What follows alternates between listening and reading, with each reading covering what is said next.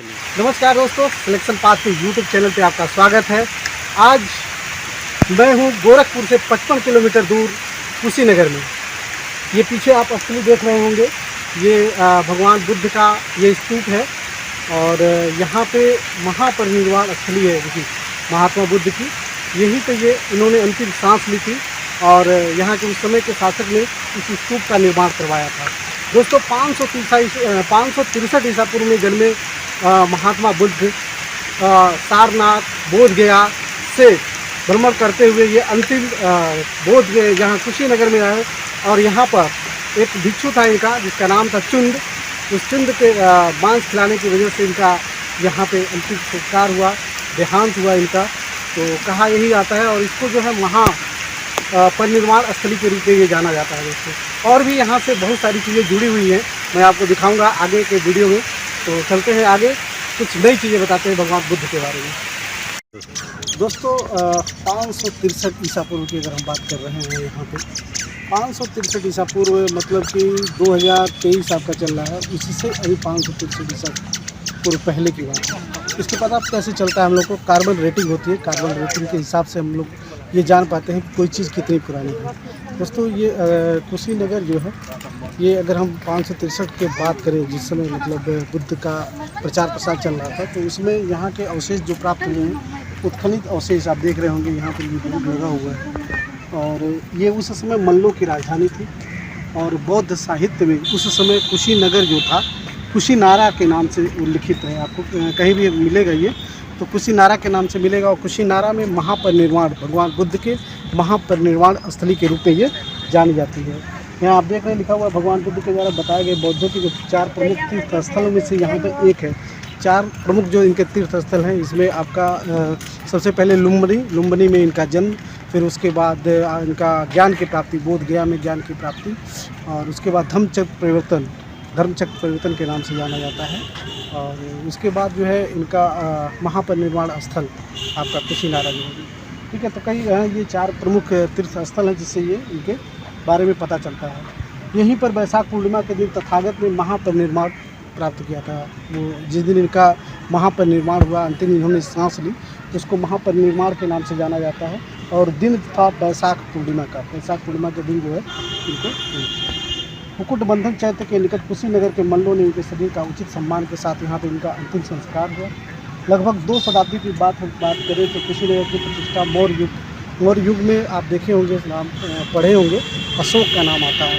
अशोक ने कलिंग युद्ध के बाद 261 ईसा पूर्व में जब कलिंग का युद्ध हुआ, कलिंग के युद्ध के बाद उसने इतना खून खराबा देखा, उसके बाद जो है उसने एकदम बिल्कुल अपने आप को परिवर्तित कर लिया और एक बौद्ध धर्म को स्वीकार कर लिया। बौद्ध धर्म को स्वीकार करने के साथ वो अपने जो भी उसके पुत्र हुए, कई अपने पुत्रों को कई देशों में भेजा भ्रमण के लिए इस धर्म का प्रचार करने के लिए।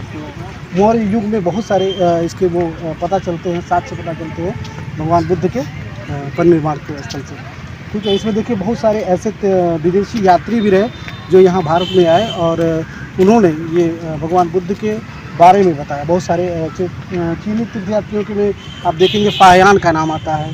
फिर उसके बाद आपका 7वीं शताब्दी में ह्वेनसांग आया था हर्षवर्धन के काल में, जिसने हर्षवर्धन का नाम आप लोगों ने सुना हुआ, उसके शासनकाल में आया था। इत्सिंग आया 8वीं सदी में। तो इनके द्वारा कुशीनगर के बारे में हमको बहुत सारी जानकारियाँ मिलती हैं।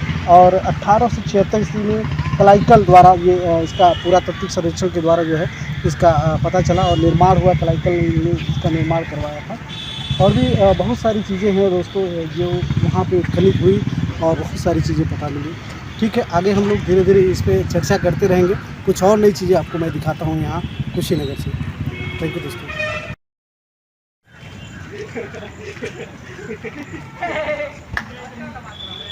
दोस्तों ये आप देखे होंगे यहाँ पे लिखा है स्तूप पर लिखना व स्मारक पर चढ़ना मना है। हमारी विरासत हमारा गौरव भारतीय पुरातत्व सर्वेक्षण विभाग का ये है। आजकल ये लिखी जा रही हैं चीज़ें दोस्तों। क्यों लिखी जा रही हैं? क्योंकि हम अपनी विरासत को बचा नहीं पा रहे हैं। अपने ये हमारी ये विरासत है, धरोहर जिसको आप कह सकते हैं, ये सबसे बड़ी धरोहर है। आज इसको धीरे धीरे ख़त्म हो रहा है दोस्तों, चीज़ों को मिटाया जा रहा है। मुग़ल शासक ने मिटाने की कोशिश किया। आज हमें इसको बचा करके रखना है, इस विरासत को, ताकि हमारे आने वाले जो भविष्य है इतनी बड़ी बड़ी चीज़ों को देख सके, उसे समझ सके, हमारे इतिहास को समझ सके। ओके दोस्तों, मिलते हैं फिर अगले टॉपिक पे आपसे। पुरातत्व सर्वेक्षण विभाग ने यहाँ की चीज़ों का निरीक्षण किया और काफ़ी चीज़ें ये 563 ईसा पूर्व की चीज़ें ये बताई जाती हैं। यहाँ पे जब भगवान बुद्ध आए थे तो यहाँ कुछ नहीं था, लेकिन धीरे धीरे यहाँ पे उन्होंने बहुत सारे लोगों को शिक्षा दी और यहाँ से शिक्षा के माध्यम से बहुत लोगों को ज्ञान की प्राप्ति हुई। और भगवान बुद्ध जो है बोध गया में, इनको सबसे पहले अगर ज्ञान की प्राप्ति आप देखेंगे तो बोध गया में भगवान बुद्ध को ज्ञान की प्राप्ति हुई थी। जन्मस्थली अगर इनकी बात करें तो लुम्बिनी में इनका जन्म हुआ था। बचपन में 14 वर्ष की उम्र में ही अपने पुत्र को, अपने पत्नी को, अपने पुत्र राहुल और यशोधरा अपनी पत्नी को छोड़ करके ये मतलब निर्णय लिया, और बहुत बड़ा निर्णय होता है अपनी पत्नी और पुत्र को छोड़ करके और एक नए मार्ग पे चलना। ठीक है, कितना कठिन समय रहा होगा भगवान बुद्ध को, लेकिन लिखा था कुछ और। जिन्होंने पूरा राजसी ठाट अपना छोड़ करके जो है अपने अपनी पत्नी को, अपने पिता को, अपने घर परिवार को छोड़ करके वो निकल गए एक दूसरे ही सफ़र पे, जहाँ पे उनको बहुत सारे शिष्य मिले, ज्ञान की प्राप्ति हुई और वो भ्रमण करते हुए निकले यहाँ कुशीनगर जो है ये गोरखपुर के से लगभग 55 किलोमीटर दूरी पर ये स्थित है कुशीनगर, और इसको प्राचीन नाम इसका कुशीनारा है। 16 महाजनपदों में अगर आप नाम देखेंगे तो कुशीनारा यहाँ का नाम आता है।